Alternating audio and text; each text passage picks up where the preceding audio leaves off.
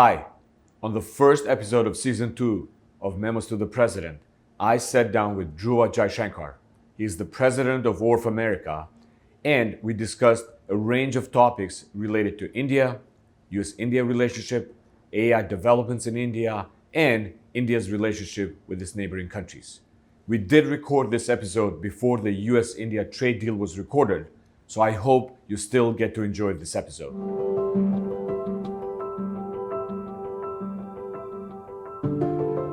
Hi, welcome to Season 2 of Memos to the President. I'm Ylli with a special competitive studies project. It's truly an honor to have on my show today one of my oldest friends in DC, Dhruva Jaishankar, who also happens to be the Executive Director of ORF America. Dhruva, welcome. Thanks for having me. I know I was looking forward to this for a long time, so finally we're here. Yeah, great. How long have you been in DC now? So, I first moved to DC in 2005, Right. and that's 20 years ago, more than 20 years ago, and it's changed a lot. I moved away twice to India in between, but in some ways I've been here long enough to seen several administrations, lots of changes, and it's a very different place. Right. We're recording this, Memos to the President at the end of January. Mm-hmm. There are going to be a lot of activities starting in February. Yes. India is hosting the AI Impact Summit, so we'll talk about that. Yeah. But let's start first with, you and I have tracked the US-India relationship for more than 10 years now. You wrote a book about the history of India and India's role in the world. Let's start with, how do you view India's role in the world today? It is a very interesting time to be observing just global affairs because there's so many things changing at the same time, right? I think the biggest thing is the United States is just renegotiating the terms of its engagement with the rest of the world in the biggest way since the end of World War II. And some of our fundamental preconceptions about just everything is premised on that.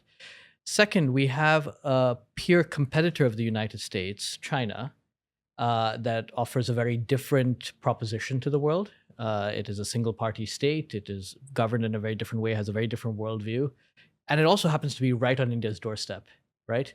And so for India, actually, it's the first time you're having a superpower at your doorstep, right? Growing at your doorstep. At the same time, it's a very exciting time for India, right? We've seen pretty astonishing growth, uneven in some ways, but certainly astonishing growth over the past 20 years. It's the fastest growing G20 economy. So it's been a really exciting time for India. And so I think we have these geopolitical changes underway and economic changes associated with that. And then technological changes, which is, I think, something we're going to talk about a lot, which are happening at the same time. Right. I think we're sort of akin to a time at the dawn of the nuclear age, where suddenly these emerging technologies are having these transformative effects on every aspect of public policy, every aspect of society. And I think we're all struggling to come to terms with that. So I would say it's equal parts exciting and concerning. But I think for India and people who travel to India, you go frequently as well, they often come away with how much more relative optimism there is compared to, say, in Europe or even in the United States, where there's a lot more introspection. Right. The one thing I've noticed traveling over the years to Delhi, Dhruva, is there's a much more bullish approach to international affairs. Yeah. And India always wanted to have its voice, probably, but I feel it more in aggressive tone now. Mm-hmm. And I told you this when I was preparing for this interview, Gemini even said that you differ from your dad because you represent a new generation of strategic thinkers. And, you call for Indianite, I think, era of where India belongs in the world today. How is this different for your generation, say, compared to your dad's generation and the generation before that? I think it comes, you're right, we're all shaped by our personal experiences to some degree. You have an extraordinary story. I've had a very different story. But my grandfather, who was born before India's independence, he ran a think tank, a defense think tank, in fact, in India for 20 years. And he didn't travel outside of India until he was 37, 38, right? Yeah. So imagine somebody who was in a similar career to me today from India didn't have that kind of experience, right? And my father became a diplomat. So he worked for the government. He remains a foreign policy practitioner.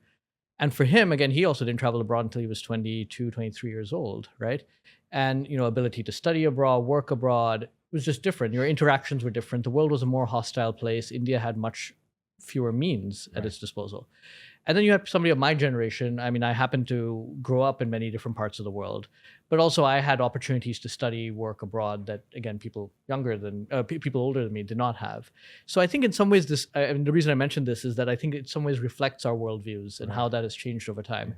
I'm a bit worried, and maybe people who are younger than me are more, as you say, aggressive or something like that. I'm still much more cautious, I think, than a lot of people my generation or younger. And I think we have to be realistic about sometimes the limitations of power and influence and all of that. So I think having an objective assessment of where things stand in the world. People often ask me, do you think we're in a bipolar or multipolar or unipolar world? And I don't like to get into that because I think those kinds of definitions hide more than they reveal. I agree. And I often say, I'll put it very simply, we're in a world where India is the fourth largest economy, soon to be the third. I think we can say that with some confidence. But there's still a big gap between India on the one hand and the United States and China. And for the medium-term future, India is going to have to navigate how are you amongst the largest of economies outside of the United States and China? How do you navigate this world? Yeah. Before we switch into the US-India dynamics, if you would project India's role in the world 2050, where do you think that would be? I know it's far out, but it gives you the ability to stretch your imagination.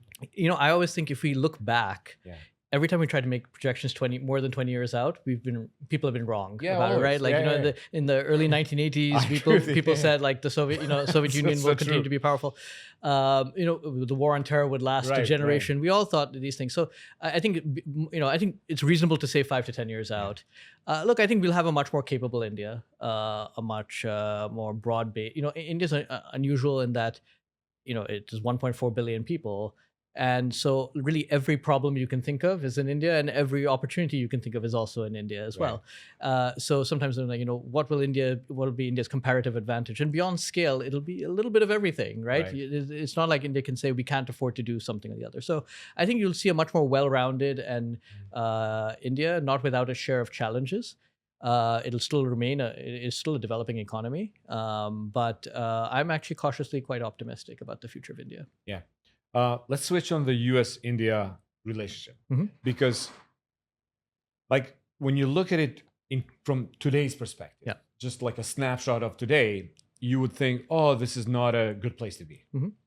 But you and I remember when, the US-India defense relationship started from scratch almost. And look at where we are now. And so on some aspects, the relationship has never been better. Relationship between people, between institutions, between companies, shared goals for a lot of things and a lot of foreign policy objectives around the world. But the episode where we are in today is not a good one. So I want first your reflection on how far we have come in our bilateral relationship across all domains, and then assessing where we are today. I mean, actually, I can start there. I think it's the bad news, which gets the headlines, and with good reason, is that at this point of time, India has amongst the highest tariffs that the US is levying on any country, 50% on many goods, right? And this is 25% plus 25% on Russia. Right. It was and you didn't also count the 25% on Iran. That may or may not apply and all that. But I think we're looking at this point in time, it's 50% tariffs on most goods. There's some exceptions and carve-outs, which is quite high, higher than China, what the US has on China, on many other economies. And that has affected the political relationship, which has led to the repeated delay, for example, of a Quad summit that India is expected to host. The US president was expected to go out for it. So it has, that's the sort of bad news. On the other hand, just in the last year, we've had a renewal of a 10-year defense framework agreement. The first one was signed in 2005, as you said. It's been renewed twice now. We've had more defense sales in the past year. We've had major AI and tech investments by US companies in India. We've had major energy deals take place. So if you look at tech, energy, defense, despite the trade Right. frictions which remain, that has all continued. And I would also stress again, we've had some difficulties on the visa side and the sort of exchange for people-to-people exchanges. But U.S. companies employ more people in India than they do in any other country, which is a remarkable statistics. Indians have recently been the second largest immigrant group to the United States after Mexicans. They're by far the largest number of students in the United States. And if you look at sort of almost any metric of people-to-people ties, it's actually quite remarkable. There are 2 million Indian citizens in the United States at this time, about more than 3 million people of Indian origin. So it's the largest Indian diaspora anywhere in the world. So again, if you look at almost any metric today, even trade figures haven't gone down significantly despite the tariffs. They remain quite resilient for now. That could change. So I think overall, again, despite the political difficulties we're facing, and hopefully we can get out of that soon, there are other aspects of the relationship that remain quite durable. Right. I mean, the funniest thing for me is the defense relationship that started when I was in the Pentagon. Is now the cornerstone. And that has expanded and has become so substantive that 10, 15 years ago, there was a side conversation with a big hope. But now that is probably the cornerstone of our bilateral relationship. And I mean, I'll give you a few examples of things I think that we would have thought unimaginable 20 years ago, 15, 20 years ago, which was you're seeing American and Indian defense startups collaborating at like early stage now, not even like mature technologies, but like we're seeing Indian, American Navy ships being repaired in Indian shipyards, again, something not unimaginable. You're seeing coordinated operations and counter-piracy operations in the Indian Ocean. So there's a level of engagement that I think, again, some things that we thought were not possible 15 years ago are today possible. Right. Another thing I also look, I mean, I know people are focused on today, so like the state of, our bilateral relationship today. But when you look back from last January all the way up to May, probably, the first head of state visit to the White House was Prime Minister Modi. One of the first, One of the first, right. You had the vice president traveling to India in April. So there was a lot of activity the first 5 months. Then obviously the Indo-Pakistan, skirmishes happen, and then that really just sidetracks the whole thing. But the first 5 months, it was remarkable in terms of the energy and activity that happened at the bilateral level. Yes, that's right. And we saw, I mean, in February last year when Prime Minister Modi and President Trump met, they issued a pretty substantive and largely cooperative statement, which basically said that they want to be more ambitious on trade, on defense, on technology, and on energy. Those I think are 4 key pillars of the relationship. And so that was quite good news. So I think we could, hopefully we can go back there. But obviously the developments since May of last year have not been.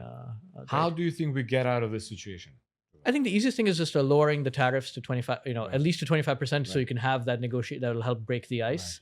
And I think again, there were a number of things that are on the anvil. They're ready to be signed and move forward, but are waiting for that top level push. And I remember, I think I was in Delhi last summer, and the rumor were that Indian trade deal will be the second one to be signed. Yes, that's right. And everybody was excited on both sides. It was almost done. And then I think it was just got sidetracked. Yeah, so I think the India trade deal is a bit unlike some of the other ones that have been negotiated because it's actually a much more comprehensive and binding agreement. It's a bilateral trade agreement. The expectation is it would bring tariffs down on initially more than 60% and then perhaps more than 80 or 90% of tariff line items. And it would be something that India would treat as quite a binding agreement in almost the same way that they do the EU and UK trade agreements that they've recently concluded. And I'm not sure, I think what we've seen has been a bit more, between the United States and Korea or the UK has been a bit more, you lower a little bit here, lower a little bit here, and we'll see where we go. But I think what India had in mind was something much more ambitious, and that has been sidetracked. I mean, one of the sticking point is the Russia oil. I think if you look in December, it was the second lowest year of Russian oil imports into India. It dropped a little bit towards the end of the year, end of 2025. But there were periods, I think, in May, June, where it was quite high. And, the one thing I always try and point out about is there is a global, oil markets operate globally, right? Prior to Russia's invasion of Ukraine, India imported less than 3% of its oil from Russia. It didn't make a lot of sense.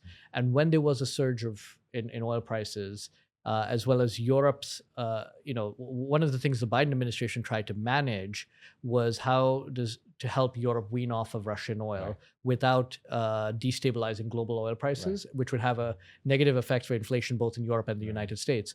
And so they actually worked out quite tacitly with India and others to, why don't you buy some Russian oil to help stabilize global oil prices? That was, what was brokered then. That Right. remained, and so I think that is, but I do think it's more of a function of the markets than it is any kind of strategic Right.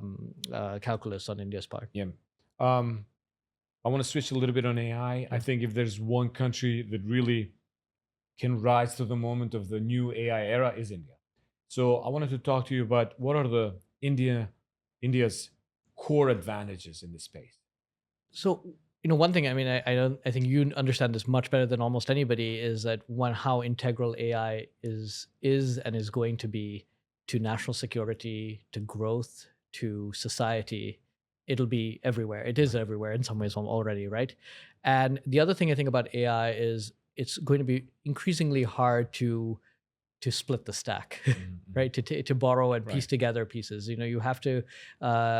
So I think that's something to keep in mind. I'd say a third thing, which is there is this big race on towards AGI, and I don't think India is there, right? That is really a two-horse race between the United States and China.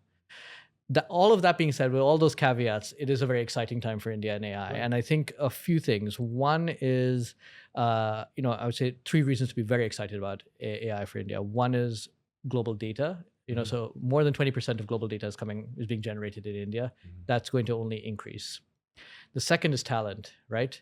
There are, by some estimates, going to be 1.2 million AI-ready workers in India by next year. Right. So, I mean, a big source of your global talent is going to come out of India. And then I think the third is the use cases, right? So that's something India has been stressing, that when you have a situation where 95% of Indian youth have access to a smartphone, the expectations are the value of AI applications in India is going to be increased threefold by 2032. Right. So I think just for those reasons alone, it's a time to be excited about AI in India. Yeah. Another thing I wanted to ask you saw Demis Hassabis in Davos made a comment about what path India should choose. I mean, his argument was like India should not build proprietary models just because it's expensive. There are so many available out there, but India should actually pursue AI application instead. Yes. What's your comment on that? So I think that's something that the Indian government kind of understands. Not that they're completely giving up on R&D, but I think there's a realization that India doesn't have the resources, either public or private, to invest $1 trillion in AI models at this point of time, right? I mean, in that say both the private sector, your OpenAIs, Anthropics, Googles have that in the US. China has poured a lot of resources behind it. India cannot compete on that scale. But that being said, again, I think there are a few things that I think the Indian government has realized. One is, how do you make compute models and data available to researchers? And they've done that through the India AI mission, through the government. So they made 34,000 GPUs available at low cost to AI developers. They've made about 20,000 data sets publicly available for people to develop. So I think that's one area of it. The second is developing skills and finance, the sort of the capital necessary to develop, particularly after first stage, after seed funding. And then the third aspect, I think, is the safety and regulation side, where India is actually approaching this with a pretty light touch, which is, how can you use existing laws to govern AI rather than create a whole bunch of new laws? So there are a few gaps that need to be plugged in, but by and large, they're taking a pretty light regulatory touch. And in your mind, is India going to pursue more proprietary pathway, open weight pathway, or mixed? Because I think, given the size and complexity, India has to do both, right? Yeah, so I think that's right. So it'll be a bit of both, but I think there will be more of the open source. And you see this in India's development of digital applications anyway. India's put a lot of emphasis behind digital public infrastructure and how to utilize that in the AI age. So, starting with biometric identification, digital payments, these are areas where India's made significant strides. But can we now move into a number of other areas using India's DPI infrastructure? Right. Before we talk about the AI summit that India will host next month, I wanted just to do a plug here for the report that both SCSP and ORF have done on the future of US-India tech relationship. I mean, we started this project last year with the goal of really bringing private sector people, former government officials in a 1.5 track setting to talk about what are the areas that we can expand even further the tech relationship. I mean, it's been a real learning journey for me, actually, sitting in on these meetings. SCSP and ORF America last year decided to bring together, again, government officials, private sector players, developers. Together, we met in Washington once last summer and then in the fall in Delhi. And it was really intense, like really eye-opening for me. I think one is correctly identified 4 areas of potential cooperation on application layer, infrastructure, talent, and policy. And then what I think we like about the report, which is coming out right now, is sort of a real deep dive on the recommendations that go into what specific, not just sort of 30,000 foot recommendations, but really like this this office and this government in the U.S. government, this office in the Indian government should collaborate on this specific outcome and objective. And I think it covers cybersecurity, how to harness DPI. Defense applications, national security applications, I think another very exciting area and something SCSP has been focused on for a long time. On the infrastructure side, developing a semiconductor infrastructure as part of India's semiconductor mission, how to finance a lot of this infrastructure. It's going to be, how to mitigate risk. On the Indian side, I think a lot more can be done on single window clearance, making it easier for investors to come in. And also another really interesting recommendation, I think, is using the midlife GPUs. The things you don't have to have the cutting edge for everything, right? Yeah. So, and then questions on talent, on certification. I think the way we have on cybersecurity, as you develop a AI talent and a workforce, how do you ensure that there are common certifications, and then sort of guarding IP as well. So I think it really goes into a lot of very granular and practical areas of cooperation. Yeah. No, I mean, I think the report is really substantive. I think it provides concrete ideas, and I think it dovetails nicely with, where India has had it this year, which leads me to the AI summit. I think the interesting part about this is the first AI summit in Asia. No, I'm sorry. It's the second after South Korea. Yeah, but the first in the developing world, I think. Right. Yeah. And so what do you think Delhi wants to achieve with the summit? So I think the 3 main things I'm going to look for in February when India hosts the AI Impact Summit. One is it's actually inherent in the name. This is the 4th in a series of global conferences on AI. It started with Bletchley, which was very focused on safety. Then we saw in Seoul and then Paris. I think last year they called it the AI Action Summit, which was this year India's called it the AI Impact Summit, the 4th such in the series. And I think that really it is to focus on use cases, right? We talk about AI sometimes in abstract terms, and there is, again, this broad race on for developing better models, moving more closer and closer towards AGI. But I think India is saying, like, how can we make it of practical use in different domains? And I think they're looking at over 50 areas of clear applications where, and hoping the countries sign on to that so that it brings clarity to how AI can benefit people. The second, I think, is moving away from like safety first, right? The second, I think, is related to that. How do you balance innovation and safety? And I think this is something that should be music to, for example, the White House's ears, which last year the summit in Paris was overshadowed by Vice President J.D. Vance giving a speech where he really kind of criticized Europe in general for overregulation. And so I think what India is wanting to do is sort of say, we want to balance innovation and safety. It shouldn't be safety at the expense of innovation, right? So I think that'll be something that the United States will welcome. The third is, I think, leveraging people, public infrastructure, and particularly with an eye on the global South. If India and the United States are to compete in the global South on AI, they have to make it more accessible, right? And so I think that these are the 3 things I would look for in terms of outcomes of the summit. Impact, balancing innovation and safety, and then third, the global South, eye on the global South. And hopefully, I think there'll be a statement at the end. Hopefully, the United States signs on to that statement. That would be a big success. Yeah.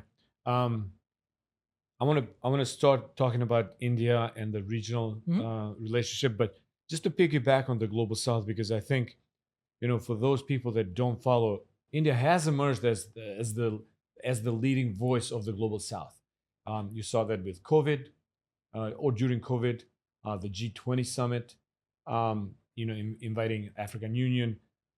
And my sense also is that Impact Summit also has a big component of like giving the voice of Global South, India really becoming the leader there. How's your view there about like India's approach to Global South? I mean, there are multiple layers there. Yeah. So But it's obvious now that India really is a major player. yeah, it is a major player. I think, one is, the very concept of the global south is I often see pushback to it, actually mostly in Europe and mostly from the global north. And they say, it doesn't really exist, and what do they have in common, these countries and regions have in common? And I would argue that they do have something in common. And while they may not always agree on political issues, and there are a lot of differences amongst them, broadly, these are countries that, because of their colonial legacy and their belated development, really after the 1960s or so, they've been these are countries and regions that have been marginalized on global governance, right? So that's how I would define the global south very broadly. This includes Africa, many parts of Asia, Latin America, the Middle East, Southeast Asia, South Pacific. Again, otherwise have very little in common, but I think that broadly, that is what binds them together. These are regions where there's an increased competition now amongst the major powers. And China and to some degree Russia have tried to position themselves as countries that are speaking for the global south, right? India is also trying to do that. And India is trying to offer a slightly different definition and list of priorities for what that means, right? So I think having that dialogue with the United States on how, when their interests align, how they can work together in the global south is worth having. And what does it mean in practice? I think one is some reform of international institutions. And there's a big shakeup we're seeing in international institutions right now actually offers an opportunity for that reform, right? To get the voice of the global south more amplified. Secondly, I think there's some very practical implications for this, which is these are countries that have been marginalized on health, energy, security. Their interests are often marginalized. And we saw this during the COVID pandemic, right? These were the last countries to get vaccines. When there was an outbreak of war between Russia and Ukraine, it was these countries whose food security suffered. It's their energy security suffered.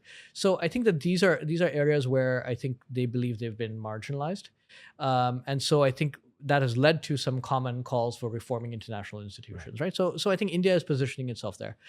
Again, I would say, quite practically, there are things that India does. Provides health services to a lot of these countries at very low cost in ways that the United States doesn't, because the market forces don't really. But even on the security front, right? Like, one of the big challenges for the United States, and both in defense and in tech, is the United States produces some of the best products, right? The iPhone, right?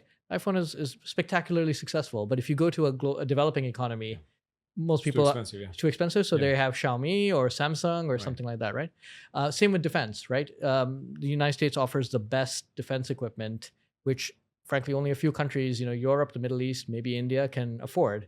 But a lot of countries want value arms, right? And so I think this is where the US-India collaboration makes a lot of sense, which is India can offer certain things, civilian, military, at lower cost in a way that enables a US company, for example, to compete in the global south. And I can give you an example, right? There's been a lot of excitement on nuclear energy, and US companies, particularly those developing small modular reactors, to work with India to manufacture components there because they want to compete in third markets. And they're worried that China and Russia offer something at a much lower cost that will basically keep them out of some of these emerging economies. Yeah, no, I think you're right. I wanted to talk a little bit about the regional relationship. Let's start with the most sensitive one, the Pakistan relationship we have. I mean, it was a tough year for India and Pakistan. Where do you think that relationship is right now? Obviously, the White House has approached the region in a little bit different fashion than in the past couple of administrations. So I saw your testimony last month, and you were not happy with the hyphenation of the India-Pakistan relationship. So just your thoughts on the bilateral relationship, and then like the Washington's approach to the region. Yeah, so the United States has a decades-long relationship with Pakistan. It grew much closer in the 1970s and especially 1980s. because of the war in Afghanistan and a collaboration between the US and Pakistan against the Red Army in Afghanistan. Then it kind of came back after the war, the US involvement in Afghanistan, the war on terror there. India has had a pretty clear position, which is that you still have a pretty large infrastructure in Pakistan of developing terrorists, right? So Pakistan still provides the room for the financing, training, recruitment, and infiltration of these terrorists into India. Right. We've had what has been a welcome decline of terrorist attacks since about 2013, actually. The last major ones in India were around then. And they became more focused against military and law enforcement targets in India. Right. Prime Minister Modi came in initially trying to engage with Pakistan. In fact, when he was inaugurated, he invited the Prime Minister of Pakistan to India. The next year he visited, he did a quick stopover in Pakistan in an attempt to engage with the Pakistani leadership. But in 2016, that changed. And the last few years, we've basically seen India taking a much more stringent, sort of uncompromising position on terrorism. If there's a terrorist attack in India which has links to Pakistan, India will retaliate. And India has pushed the lines of what that means. This was initially ground strikes against some of these terrorist targets. In 2019, we had airstrike. And then what we saw last year was much more extensive airstrikes, quite deep into Pakistan. Right. Pakistan retaliated. That led to an exchange over 4 days, 3.5 days between India and Pakistan. But I think India feels like it will continue to do that. And so relations between India and Pakistan have been in this deep freeze really since 2019 and are likely to continue to remain that way. Now, with the US, you saw initially the United States said, look, we need to work with Pakistan in the war on terror. India wasn't happy about that, but right. Fine, you have to do what you have to do. But I think since the US withdrawal from Afghanistan, there has been a sort of, why do you need to work with Pakistan in right. these ways? And what we've seen is now a small resurgence, I won't overstate it, of engagement with the Pakistan military, which has made itself useful for the United States in a bunch of contingencies. On Gaza, they've offered peacekeepers in Gaza, overflight for Iran-related contingencies, whole critical mineral access. And so we've seen this slight engagement. Now, again, the US is going to do what it does with Pakistan. Where I think there really is political sensitivity is in terms of US mediation between India and Pakistan. Mm-hmm. And even during the early Obama administration, there were pretty strenuous attempts by India to say, don't intervene in this. We're going to deal with this bilaterally. This has been a cornerstone of Indian policy since 1972. And the real reason is that India believes that any kind of mediation will actually help to tip the scales in favor of Pakistan. Mm-hmm. And that Pakistan has tried to use the international mediation to kind of get its way. So, but don't you think, Dhruva, that India's world status has changed from 1970s? Yeah, so I think it's become a little bit more uncompromising on that. Right. We saw a little bit recently, a little bit of a public spat with Poland because the Polish foreign minister visited Pakistan. And so I think, look again, most countries have diplomatic relations with Pakistan. Right. They have trading relations with Pakistan. But I think things that incentivize Pakistan's use of terrorism, and particularly the military's use of terrorism against India, I think that for India is a very legitimate concern, right, and remains so. Going up on the level of your bilateral relationship, Iran, obviously, it's a lot in the news. How do you assess the bilateral relationship between Delhi and Tehran right now? So India and Iran, I would say, have normal ties, unlike Iran's relationship with the United States. But substantively, it's quite thin. India hasn't bought energy from Iran since 2020. Mm-hmm. It used to be a major source of gas, especially for India, and previously oil. There was some counterterrorism cooperation in Afghanistan that has also diminished a little bit. There were some connectivity projects. But, India developed a container port at a place called Chabahar, and the idea was to use it to access Afghanistan, Central Asia. But Iran has not been particularly helpful in that and in developing that corridor. And over time, India's security relationships, trade relationships have improved significantly with the Gulf Arab states, especially the UAE, and with Israel. Mm-hmm. So I think over time, again, it's not as if India is cutting off Iran. We actually, the Indian Deputy National Security Advisor was in Iran this week. But at the same time, the practical value of that relationship for India has diminished over time. There isn't a large Indian diaspora there. There isn't, and so I think that speaks for itself. Interesting. Then another one that is really like a thorn in, I think, in our relationship is the Indian relationship with Russia. Yeah. Mm-hmm. And that goes through, I think, waves. Yeah. In my mind. Yeah. I mean, you had Putin visit. Yep. Delhi last month, wasn't it, or 2 months ago? Yes. Yeah. And you and I have tracked in December. Yeah. Yeah. Mm-hmm. I mean, on the military side, you clearly see, a change in the bilateral relationship. Yeah. And not to mention that, now if Russia relies much more on the Chinese Yes. Parts, Yeah.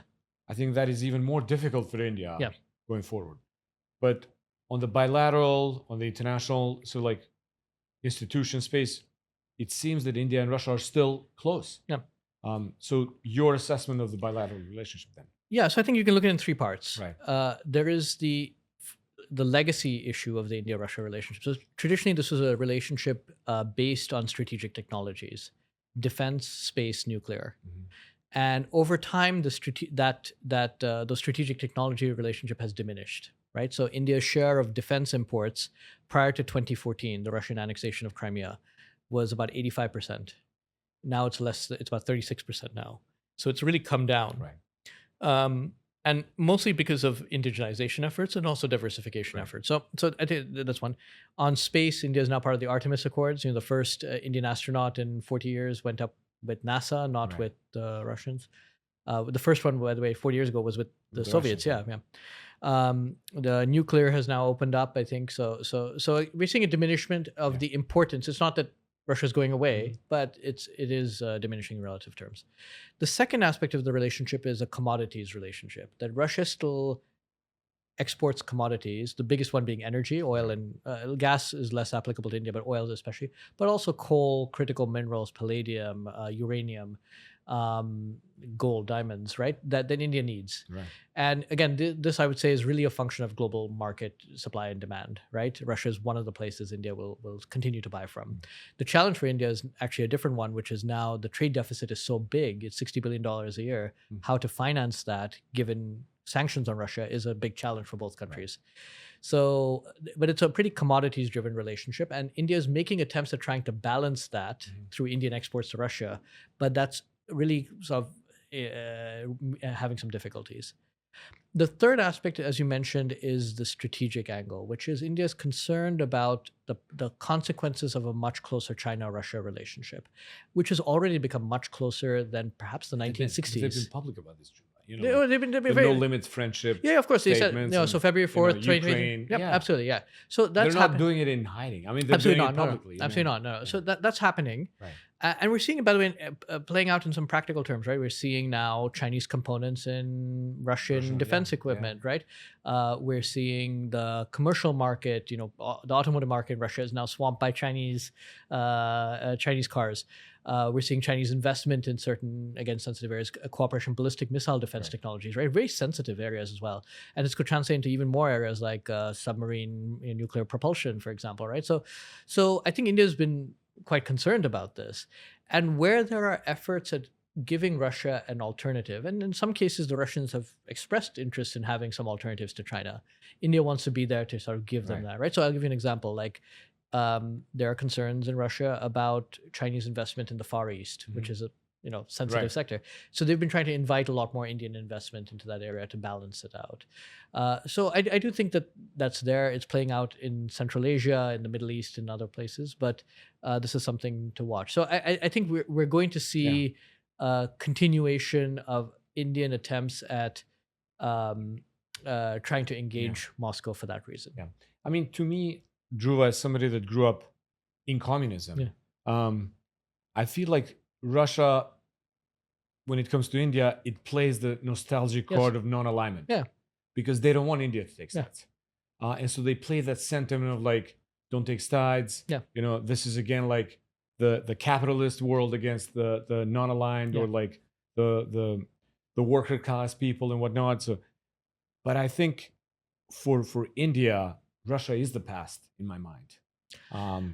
And I think India has evolved so much from that India that you and I remember from non-aligned days. No, that's true. And I think there's a lot of mythologizing Yeah. around this. One of the things that you hear a lot is, well, Russia never asked India to take sides, or Russia is always stuck by India. And the truth is a little bit more complicated than that, right? Like in the 1962 war between India and China, Russia did eventually support China in certain ways, including passing intelligence to them.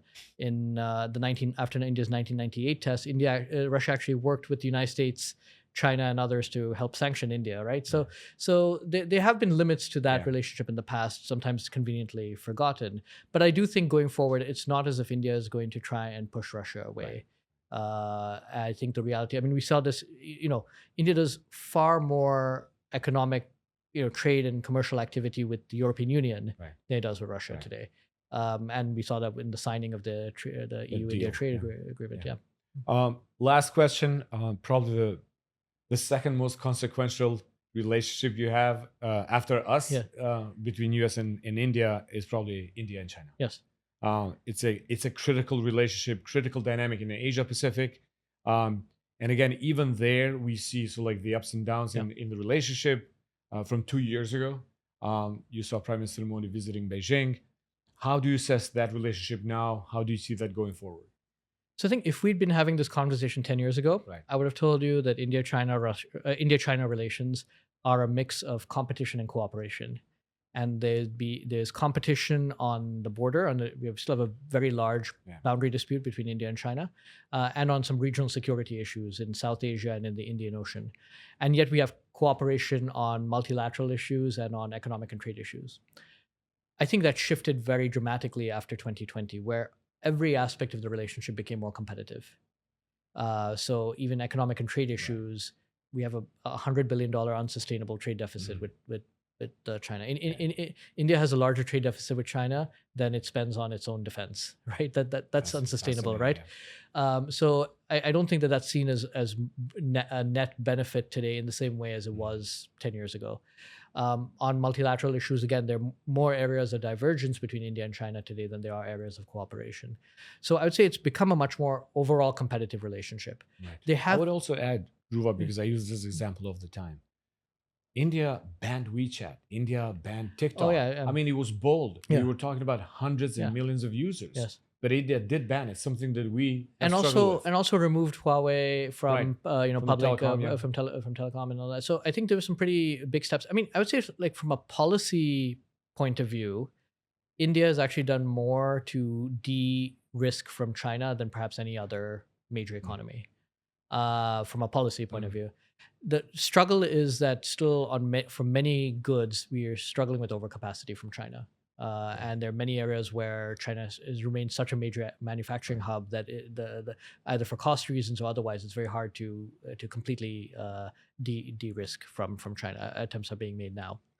But I think in the last year, we've seen an attempt at sort of normalizing that relationship. That may continue.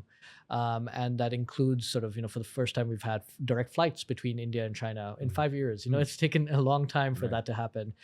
We've seen a return of Indian pilgrimages to China, which have been suspended for a while. We have journalists returning to each other's countries. So it's still pretty modest.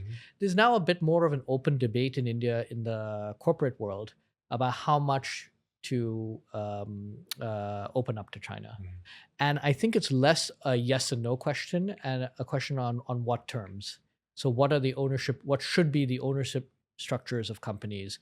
Where should data, if Shine is to cooperate with Indian retailers, where should users' data be? It's not a yes or no question. Right. It is what should be the ownership of data, ownership of corporate assets, security provisions, things like that. That's the terms of that are being now debated again after a while. I still see a lot more hesitation compared to 5 years ago on how much now to open up to China if there is to be an opening. It's not like a complete return to normalcy. Dhruva, thank you so much for coming. Fascinating conversation. As always, I enjoy every minute of it. And thanks for being my first guest on my second season. And I look forward to continuing SCSP ORF America cooperation. Thank you for having me.